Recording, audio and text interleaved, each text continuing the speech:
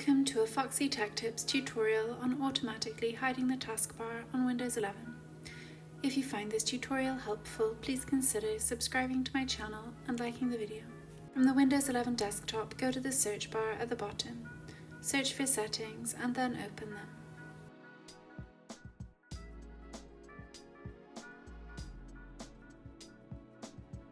In Settings, select Personalization from the left sidebar. In Personalization Settings, select Taskbar. In Taskbar Settings, scroll down to and expand Taskbar Behaviours. The first setting here is automatically hide the taskbar. If you enable this, the taskbar will be hidden from view until you move the mouse cursor to the bottom of the screen, and then it will appear again. And that draws an end to this tutorial. Please like the video if you found it helpful and subscribe to Foxy Tech Tips for more Windows 11 tips and tricks.